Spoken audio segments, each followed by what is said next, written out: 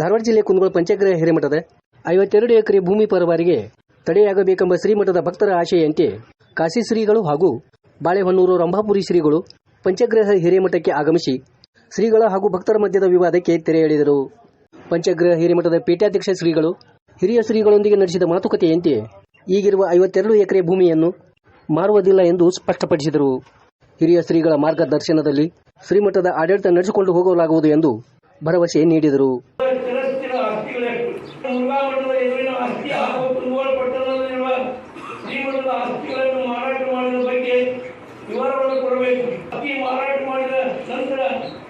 ಒಟ್ಟು ಹಣವೆಷ್ಟು, ಯಾವ ಭಾಗಕ್ಕಾಗಿ ಖರ್ಚು ಮಾಡಲಾಗಿದೆ, ಇಷ್ಟು ವರ್ಷ ಧಾರ್ಮಿಕ, ಸಾಮಾಜಿಕ, ಶೈಕ್ಷಣಿಕವಾಗಿ ಮಾಡಿದ ಕಾರ್ಯಗಳೇನು, ಶ್ರೀಮಠಕ್ಕೆ ತಾವು ಪಟ್ಟಾಧಿಕಾರ ವಹಿಸಿಕೊಂಡಾಗ ಕಾಶಿ ಜಗತ್ಗಳು, ರಂಭಾಪುರಿ ಜಗತ್ಗಳು ಈ ತರ ಸತ್ಯವಾಗಿರುವ 23 ಎಕರೆ ಮಠದ ಜಮೀನನ್ನು ಯಾವ ಕಾರಣಕ್ಕಾಗಿ ಮಾರಾಟ ಮಾಡುತ್ತಿದ್ದೀರಿ? ತಾವು ಸಾರ್ವಜನಿಕ ಸ್ಥಳದಲ್ಲಿ ಅಸಭ್ಯವಾಗಿ ವರ್ತನೆ, ನೃತ್ಯ ಮಾಡುವುದು, ರಾಜಕೀಯ ಪಕ್ಷಗಳಲ್ಲಿ ಹೋಗುವುದು ಇವೆಲ್ಲವನ್ನೂ ಕೂಡ ನೋಡಿದ್ದೇವೆ. ತಮ್ಮ ಜಿಲ್ಲಾಧಿಕಾರಿಗಳಿಗೆ ಮತ್ತು ನಮ್ಮ ಶ್ರೀಕಾಂತ ಹೊಡೆಯರಂತ ಹೊರಗೆ ಒಂದು ಮನೆಯನ್ನು ಕೊಟ್ಟಿದ್ದಾರೆ. ಬೆಳಗ್ಗೆ ಒಂದು ಮಾತನ್ನು ಚರ್ಚೆಯನ್ನು ಮಾಡತಕ್ಕಂಥ ಸಂದರ್ಭದಲ್ಲಿ ನಾವು ನಮ್ಮ ಮುಖ್ಯಮಂತ್ರಿ ಶ್ರೀಗಳಿದ್ರು ಇಲ್ಲಿ ಏನಾದರೂ ಏನೇನು ನಡೀತಿದೆ ಅನ್ನೋದ್ರ ಬಗ್ಗೆ ಹಲವಾರು ವಿಚಾರಗಳನ್ನ ಚರ್ಚೆಯನ್ನು ಮಾಡಿ ಇವತ್ತು ಮೊದಲು 52 ಎಕರೆ ಎಂದು ಚಿಂತೆ ಮಾಡಿದರೆ ಸಂಪೂರ್ಣವಾಗಿ ಕ್ಯಾನ್ಸಲ್ ಆಗಬೇಕು.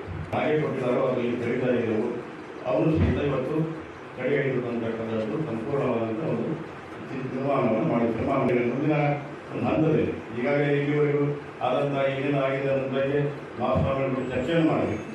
ಚಿಕ್ಕ ಮಕ್ಕಳಿಗೆ ಸರಿ ಕೊಡುವಂಥವ್ರಿಗೆ ಸಂದರ್ಭಗಳೆಲ್ಲ ಮ್ಯಾಸ್ಟ್ರೇಟ್ ನಮ್ಮ ಕೊಡು ಅನ್ನೋಂಥದ್ದನ್ನು ನಾವು ನೋಡ್ತಾ ಇದ್ದೀವಿ. ಜೀವನ ಆಗ್ಬಿಟ್ಟು ನಾವು ಡಿಫರ್ ಹೋಗ್ತಾ ಇದ್ದೀವಿ. 53 ಎಕರೆ ಏನು ಎಣ್ಣೆ ಆಡುವಂಥ ಜಮೀನು ಕ್ಯಾನ್ಸಲ್ ಆಗಬೇಕು ಮತ್ತು ಅದು ಹೊಳ್ಳಿ ವ್ಯವಸಾಯಕ್ಕೆ ಉಪಯೋಗ ಆಗಬೇಕು. ಪರವಾಗಿ ಆಗುವಂಥ ವ್ಯವಸ್ಥೆ ಆಗಬಾರ್ದು. ಶ್ರೀಮಠದ ಸಂಪ್ರದಾಯ ಹಿಂದೆ ಮಂದಿಗೆ ಪ್ರಭುತ್ವ ಮಾಡ್ಕೊಂತ ಬರ್ತಿದ್ದು ಮುಂದುವರಿಬೇಕು. ಒಂದು ಇಲ್ಲಿ ಧರ್ಮಸಭೆಗಳನ್ನ ಮಾಡ್ತೀನಿ ಅಂತ ಪರಮ ಪೂಜೆ ಹೋಗ್ಕೊಂಡು ಬರುವಂಥದಿಂದಲೇ ನಮ್ಮ ಹಿರೇಮಠದ ಪರಂಪರೆ ಬೆಳಿಬೇಕು ಅನ್ನೋ ದೃಷ್ಟಿಯಿಂದ ಇವತ್ತಿನ ದಿನ ಭಕ್ತರು ಅವರು ನಮ್ಮ ಎಲ್ಲ ನಡುವೆ ಒಂದು ಉತ್ತಮ ಬಾಂಧವ್ಯ ಇರಬೇಕು ಅನ್ನೋ ದೃಷ್ಟಿಯಿಂದ ಇವತ್ತ ಒಂದು ನಮ್ಮ ತೀರ್ಮಾನವನ್ನು ವ್ಯಕ್ತಪಡಿಸ್ತಾರೆ. ಇದೊಂದು ಸನಾತನ ಮಠ. ಕಳೆದ ಅನೇಕ ವರ್ಷಗಳಿಂದ ಈ ಭಾಗದಲ್ಲಿ ಧರ್ಮ ಜಾಗೃತಿಯನ್ನ ಮಾಡ್ತಾ ಬಂದಿದೆ. ಮಠದ ಆಸ್ತಿಯನ್ನ ಸ್ವಲ್ಪ ಮಠಾಧಿಪತಿಗೆ ನಾವು ವಹಿಸಿಕೊಟ್ಟಾಗ ಅದರ ಉದ್ದೇಶ ಬಂದ್ರೆ ಪರಂಪರೆಯಿಂದ ಬಂದಿರತಕ್ಕಂಥ ಮಠ ಈ ಭಾಗದ ಎಲ್ಲ ಧಾರ್ಮಿಕ ಕಾರ್ಯಕ್ರಮಗಳನ್ನ ಮಾಡ್ಕೊಂಡು ಹೋಗಬೇಕು. ಆದಾಯ ಏನಾದರೂ ಕಾರ್ಯಕ್ರಮದ ಕಡಿಮೆ ಅವ್ರ ಕೈಯಲ್ಲಿ ನಾವು ದಂಡ ಕಮಂಡಗಳನ್ನು ಕೊಟ್ಟಿರ್ತಾ ಇದ್ದೇವೆ. ಆ ಕಮಂಡಲಗಳ ಮೂಲಕ ಭಕ್ತರ ದೇಣಿಗೆಯನ್ನು ಸಂಗ್ರಹಿಸಿ ಕಾರ್ಯಕ್ರಮವನ್ನು ಮಾಡಬೇಕಂತ ಆದೇಶವನ್ನು ಕೂಡ ಅವರಿಗೆ ಕೊಟ್ಟಿರ್ತೇವೆ. ಅದೇ ತಾಲೂಕನ್ನು ಕೂಡ ಸ್ವಂತ ಖರ್ಚಿಗಾಗಲಿ ಅಥವಾ ತನ್ನಲ್ಲಿರತಕ್ಕಂಥ ಪರಿವಾರದ ಖರ್ಚಿಗಾಗಿ ಮಠದ ಆಸ್ತಿಯನ್ನು ಮಾರುವಂತ ಹಕ್ಕನ್ನು ನಾವು ಯಾರಿಗೂ ಕಟ್ಟುವಾಗಿಲ್ಲ, ಕೊಡುವುದು ಕೂಡ ಇಲ್ಲ. ಇವತ್ತು ವರ್ಷದಲ್ಲಿ ಮೊದಲನೇ ಸಲ ನಾವು ಮಠದಲ್ಲಿ ಪ್ರವೇಶ ಮಾಡ್ತಾ ಇದ್ದೇವೆ. ಸ್ವಾಮಿಗಳು ನಮ್ಮ ಪಟ್ಟಾಧಿಕಾರ ವರ್ತನೆಯನ್ನ ಮಾಡಕ್ ಕರೆಸಬಹುದಾಗಿತ್ತು. ಇಲ್ಲ ಹಿಂದಿನ ಲಿಂಗೈಕ್ಯ ಶ್ರೀಗಳವರ ಪುಣ್ಯತಿಥಿಯನ್ನು ಮಾಡೋದಕ್ಕಾಗಿ ಕರೆಸಬಹುದಾಗಿತ್ತು. ಅವರು ಕರೆಸಿಲ್ಲ ಅಂದ್ರೂ ನಮಗೇನು ಸಿಟ್ಟಿಲ್ಲ. ಯಾಕೆ ಕರೆಸಿಲ್ಲ ಇನ್ನುವರೆಗೆ ನಾವು ಕೇಳಿದ್ರು ಕೂಡ ಇಲ್ಲ. ಕಾಶಿ ಗುರುಕುಲದ ಶತಾಬ್ದಿ ಮಹೋತ್ಸವ ಮಾಡಿದಾಗ ನಮ್ಮ ದೇಶದ ಪ್ರಧಾನಮಂತ್ರಿ ಉದ್ಘಾಟನೆ ಮಾಡಕ್ ಬಂದಿದ್ರು. ನಮ್ಮ ಗುರುಕುಲದಲ್ಲಿ ಅಭ್ಯಾಸ ಮಾಡಿರ್ತಕ್ಕಂಥ ಎಲ್ಲ ವಿದ್ಯಾರ್ಥಿಗಳು ನಾವೆಲ್ಲ ಬರಮಾಡಿಕೊಂಡಿದ್ವಿ. ಆದ್ರೆ ನೀವು ಮಾತ್ರ ಬಂದಿದ್ದಿಲ್ಲ ಅನ್ನುವಂಥದ್ದನ್ನು ಅವರಿಗೆ ಜ್ಞಾಪಕ ಮಾಡಿಕೊಟ್ಟಿದೆ. ಅವರಂತೂ ಕರೆದಿಲ್ಲ, ನಾವು ಕರೆದು ಬಂದಿಲ್ಲ ಅನ್ನುವಂಥದ್ದು ತಪ್ಪು ಮಾಡಲಾರ್ದಂಗೆ ಹೋದ್ರೆ ಅವರ ಜೀವನ ಉಜ್ವಲವಾದ ಭವಿಷ್ಯ ಇರ್ತದೆ. ತಪ್ಪನ್ನ ಸಮಾಜ ಹೇಳ್ತದೆ, ಹೇಳಿದ್ದು ತಪ್ಪಲ್ಲ ಅನ್ನುವಂತ ನಿಮ್ಮ ಮನಸ್ಸು ಒಬ್ಬುತ್ತದೆ. ಅಂದ್ಮೇಲೆ ಇದರಲ್ಲಿ ನೀವು ಸುಧಾರಣೆ ಆಗ್ತರೋ ಅಥವಾ ಬೇಡ ನಾನು ಬಿಟ್ಟು ಬಿಡಿ ಯಾರಿಗಾರು ಮಾಡಿರೋದು ಅದನ್ನು ಕೂಡ ಹೋಗ್ತಾರೆ ಅಂತಕ್ಕಂಥ ಮಾತನ್ನ ಅವ್ರಿಗೆ ಹೇಳಿದ್ವಿ. ನಾನು ಹೇಳದಂತೆ ನಡೆಯಲೇ ಹೋದರೆ ನನ್ನನ್ನು ತೆಗೆದುಹಾಕುವಂತ ಇನ್ನೊಬ್ಬರಿಗೆ ಮಾಡುವಂತ ಅಧಿಕಾರ ನಿಮಗಿದೆ ಅನ್ನುವಂಥದ್ದು ನಾನು ಬರೆದು ಆಶ್ವಾಸನೆ ಕೊಡ್ತೇನೆ ಅನ್ನುವಂಥ ಮಾತ್ರ ಹೇಳಿ ಬಂದರೆ ಅದಕ್ಕೆ ಅವರ ವಿನಂತಿಗೆ ನಾವೆಲ್ಲ ಮಾನ್ಯ ಮಾಡಿದ್ದೇವೆ. ಈ ನಾಡಿನಲ್ಲಿ ಗುರುಸ್ಥಳದ ಕೀರ್ತಿ ಧ್ವಜವನ್ನು ಎತ್ತಿ ಹಿಡಿದಂಥ ಮೊದಲ ಗುರುಸ್ಥಳದ ಮಠ ಈ ಕುಂದೂರು ಪಂಚಗ್ರ ಹಿರೇಮಠ ಆಗಿತ್ತು. ಆದಿಲ್ಶಾಹಿಗೆ ಯುದ್ಧದಲ್ಲಿ ಜಯ ಆಯಿತು. ಒಂದಲ್ಲ ಎರಡಲ್ಲ 96 ಎಕರೆ ಭೂಮಿಯನ್ನು ಈ ಮಠಕ್ಕೆ ಇನಾಮಾಗಿ ಸಮರ್ಪಣೆ ಮಾಡಿದಂಥ ಇತಿಹಾಸ ಇದೆ.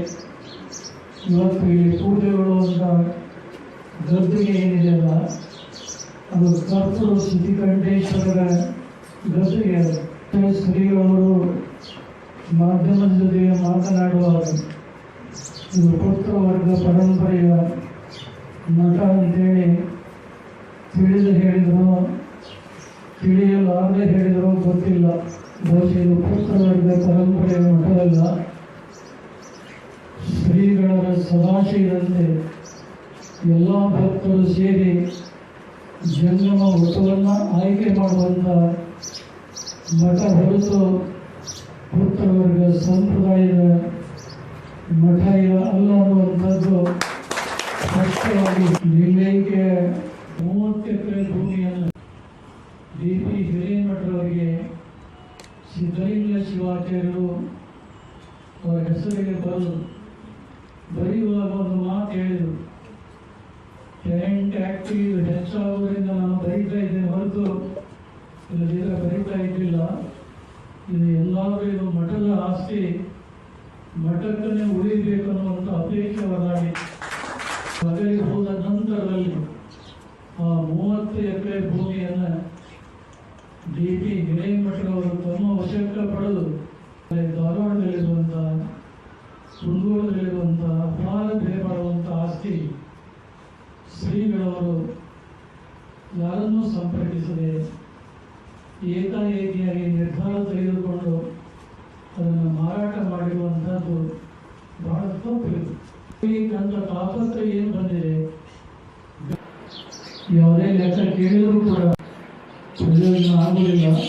ಬೆಳೆಸೋದಕ್ಕಿಂತ ಇರುವಂಥ ಆಸ್ತಿ ಏನಿದೆ 52 ಎಕರೆ ಭೂಮಿಯನ್ನು ಈ ಪಂಚಗ್ರ ಹಿರೇಮಠಕ್ಕೆ ಶಾಶ್ವತವಾಗಿ ಇವರಾಗಲಿ ಇವರ ನಂತರ ಬರುವಂಥ ಯಾರೇ ಆಗಲಿ ಅದನ್ನು ಯಾರೇ ಮಾರಾಟ ಮಾಡುವುದಾಗಲಿ ಕಾಗದ ಮೇಲೆ ಬರೆದು ಇವತ್ತು ಶ್ರೀಗಳು ರುಜುವಾತು ಹಾಕಿಸಿ ನಮ್ಮೆಲ್ಲರ ಸಾಕ್ಷಿಗಳನ್ನು ಕೂಡ ಅದಕ್ಕೆ ಹಾಕುವಂಥ ಒಂದು ವ್ಯವಸ್ಥೆಗಾಗಿ ನಾವು ಇಲ್ಲಿ ಬಂದಿದ್ದೇವೆ. ಯಾರೂ ಕೂಡ ಕಳವಳವನ್ನು ಪಡುವಂಥ ಅಗತ್ಯ ಇಲ್ಲ. ಮತ್ತು ಎಲ್ಲ ಸಮಾನ ಪೀಠದ ಎಲ್ಲ ಜಗತ್ತುಗಳನ್ನು ಬರಮಾಡಿಕೊಂಡು ಒಂದು ಹೊಸ ಶಕ್ತಿಯನ್ನು ಈ ಮಠಕ್ಕೆ ತಂದುಕೊಡುವಂಥ ನಿಟ್ಟಿನಲ್ಲಿ ನಾವು ನೀವೆಲ್ಲ ಸೇರಿ ಒಂದು ಪ್ರಾಮಾಣಿಕ ಪ್ರಯತ್ನವನ್ನು ಮಾಡೋಣ. ಯಾವುದೇ ಸಂದರ್ಭದಲ್ಲಿ ಯಾರನ್ನೂ ಕೂಡ ಕೇಳದೆ ಮಠಾಧ್ಯಕ್ಷರನ್ನು ಮಾಡಲಿಕ್ಕೆ ಅವಕಾಶ ಆಗ್ತಾ ಇದೆ. ಅಂಥದಕ್ಕೆ ಸಿದ್ಧಿಕಂಠೇಶ್ವರ ಶಿವಾಚಾರ್ಯ ಸ್ವಾಮಿಗಳು ಖಂಡಿತವಾಗಿ ಅವಕಾಶವನ್ನು ಕೊಡದೆ ಏನು ದೊರಕಿದಂಥ ಈ ಸುವರ್ಣ ಅವಕಾಶವನ್ನು ಸದುಪಯೋಗಪಡಿಸಿಕೊಂಡು ಸನ್ಮಾರ್ಗದಲ್ಲಿ ನಡೆದು ಎಲ್ಲ ಭಕ್ತರನ್ನು ಜಾತಿ ಮತ ಪಂಥಗಳೆನ್ನದೆ ಎಲ್ಲ ಭಕ್ತರನ್ನ ಪ್ರೀತಿ ವಿಶ್ವಾಸದಿಂದ ಕಂಡು ನೀವು ನಡೆದಿದ್ದಾಗ ಈ ಮಠ ಬಹಳಷ್ಟು ಉತ್ಸಾಹವಾಗಿ ಬೆಳೆಯಲಿಕ್ಕೆ ಸಾಧ್ಯವಾದೀತು ಅನ್ನುವಂಥ ಒಂದು ಆತ್ಮವಿಶ್ವಾಸ ಉಭಯ ಜಗತ್ತು ಇದೆ. ಆ ದಿನಗಳನ್ನು ನಾವು ನೀವೆಲ್ಲ ಎದುರು ನೋಡೋಣ ಅನ್ನುವಂಥ ಈ ತಾಲೂಕಿನ ಕೆಲವು ಗಣ್ಯರನ್ನು ಸೇರಿಸಿಕೊಂಡು ಒಂದು 15 ಜನರ ಒಂದು ಸೇವಾ ಸಮಿತಿ ಮಾಡಿದಾಗ ಶ್ರೀಗಳವರಿಗೆ ಇರುವಂಥ ಹೊರೆ ಮತ್ತು ಅವರಿಗೆ ಇರುವಂಥ ದೂರ ಕಮ್ಮಿಯಾಗಿ ತಪಸ್ಸು ಮಾಡಲಿಕ್ಕೆ ಭಕ್ತರ ಬೇಡಿಕೆಯನ್ನು ಆಧರಿಸಿ ಈ ತಾಲೂಕು ಜಿಲ್ಲೆಯಾದ್ಯಂತ ಸಂಚರಿಸಿ ಜಾಗೃತಿಯನ್ನು ಮಾಡಲಿಕ್ಕೆ ಹೆಚ್ಚಿನ ಅವಕಾಶ ಅವರಿಗೆ ಸಿಕ್ಕಿತು. ಸನ್ನಿಧಾನದಲ್ಲಿ ಹಾಗೂ ರಂಭಾಪುರಿ ಜಗದ್ಗುರುಗಳ ಸನ್ನಿಧಾನದಲ್ಲಿ ಇವತ್ತು ನಾವು ಅವರ ಪಾದದ ಮೇಲೆ ಸಾಕ್ಷಿಯನ್ನಾಗಿ ಹೇಳ್ತೇನೆ. ನಾವೇನು 53 ಎಕರೆ ಎಣ್ಣೆ ಮಾಳಿಗೆಯನ್ನು ಕೊಟ್ಟಿದ್ವಿ, ಅವರ ಆಶೀರ್ವಾದದ ಮೇಲೆಗೆ ಅವರನ್ನು ಕ್ಯಾನ್ಸಲ್ ಮಾಡುತ್ತಿದ್ದಾರೆ. ಇವತ್ತಿನಿಂದ ಅದನ್ನು ನಾವು ಕ್ಯಾನ್ಸಲ್ ಮಾಡಿ ಗುರುಗಳ ಒಂದು ಪಾದಾರವಿಂದಗಳಲ್ಲಿ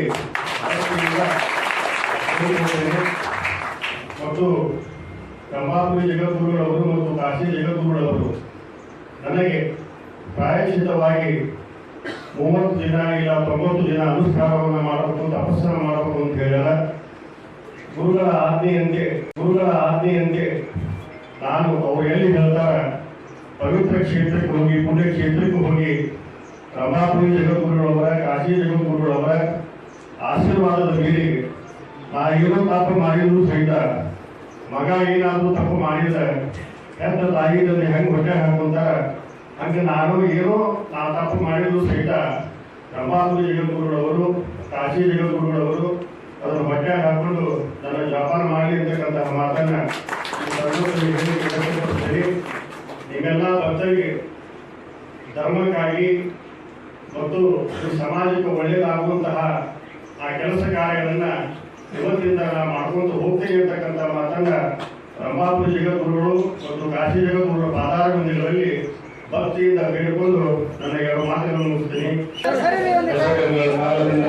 ವೀರಶೈವ ಪರಂಪರೆಯ ಭಕ್ತರ ಮನದಲ್ಲಿರ್ತಕ್ಕಂಥ ಗುರುಗಳ